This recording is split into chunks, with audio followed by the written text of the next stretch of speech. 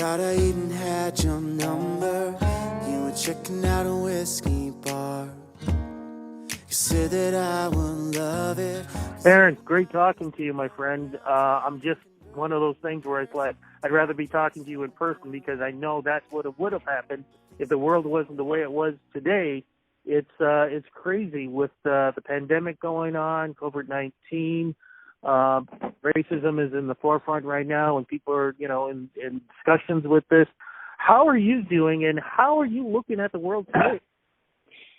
Well, it's been a really weird time, obviously. Like, I never would have expected 2020 to turn out the way it's been turning out so far.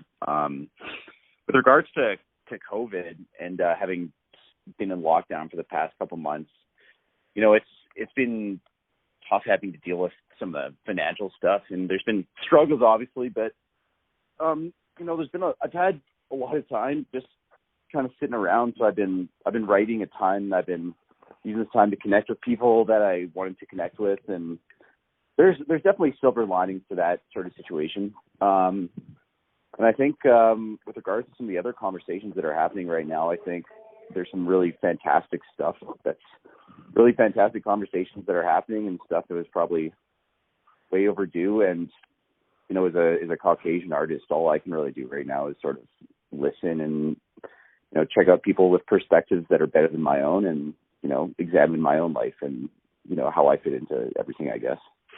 I'm just curious, did you have a tour set up or show set up this summer? Because, of course, summertime, very busy time, Boots and Hearts and all these other festivals and shows. Did you have anything set up? And, of course, what were your thoughts if you did, having them, watching them cancel as time went on?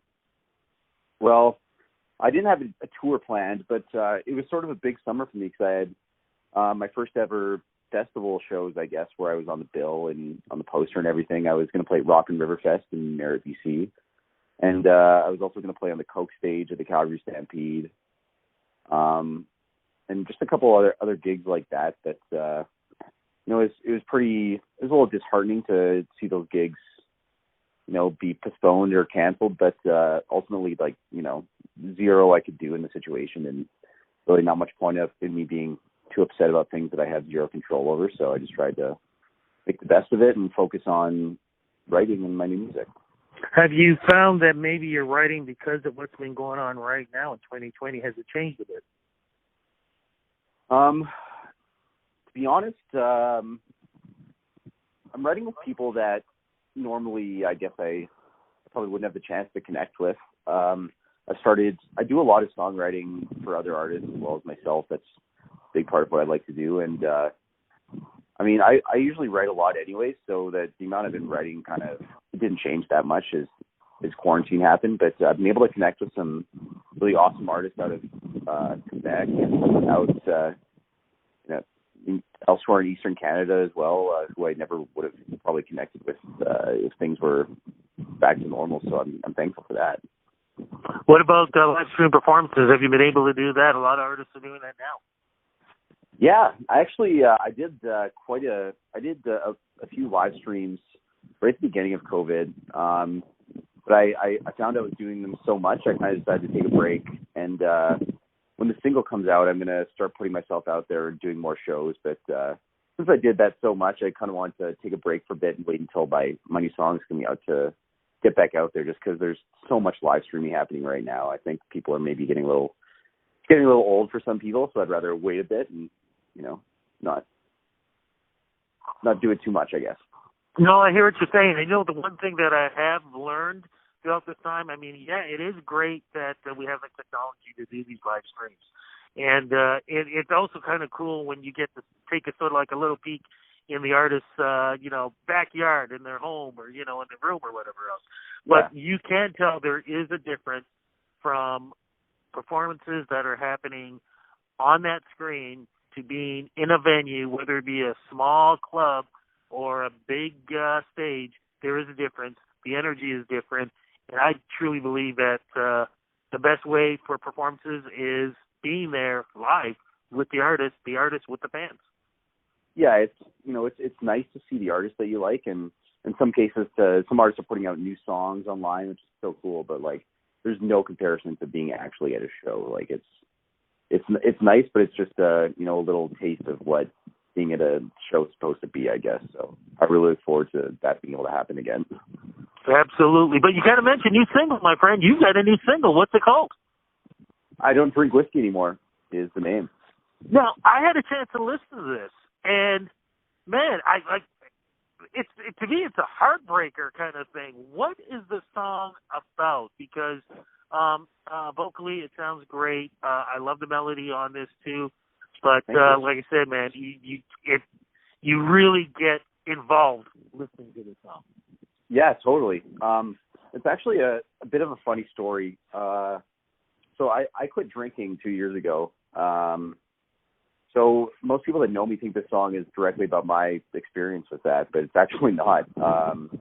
So one of my co-writers and best friends, Spencer Cheen, who's a co-writer on that song, he's a producer as well. He plays drums in Brett Kissel's band, and he's done some production work for him as well. And he's kind of up and coming in the Canadian scene, great producer. But anyways, he wouldn't mind me telling this story, but he went through a divorce a couple of years ago, and it was really rough. But he got back on his feet, and a year or so after that, his ex-wife texted him, hey, hope you're doing well. Here's a brand of whiskey I think you really like. And he got this text, and he was like, wow, I haven't had a sip of whiskey since I was, with my ex-wife. I drink red wine now. But the whole point of the song, I guess, is just that feeling of, he gets that text, and, like, this person doesn't know me anymore.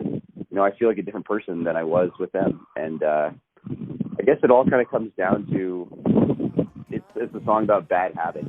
And sometimes getting at bad habits involves cutting substances out of your life, and sometimes those bad habits are people that shouldn't be in your life. But either way, it's a difficult process to get through, but it's always worth it on the other end. I still take my coffee black, still try my old man's Pontiac. Every now and then I still sneak a cigarette. Haven't taken that trip to Costa Rica yet. I still wear that old denim jacket. I still got a couple bad habits, but I quit the ones that left me on the floor. I don't think about us, and I don't drink whiskey anymore. That's an amazing story. That's an Thank you. amazing story. How long did it take you to write that? Just curious. We wrote it. We had a 3-hour writing session. Myself, Annika Cheen, who used to sing lead vocals in a band called Leaving Thomas. I don't know if you're familiar with them. Yes, absolutely. Yeah, so she's a co-writer on the song, and she's actually Spencer's wife now, which is a happy ending to that story. And a guy named Chris Yurchuk, who's based out in Nashville, who's probably the best lyricist I've ever met in my life. The guy's insane. But we had like a 3-hour writing session, and then we did one more editing session a couple weeks later. But that was the first song the four of us wrote together, so kind of a special one for me because they've become 3 of my best friends now, which is really cool.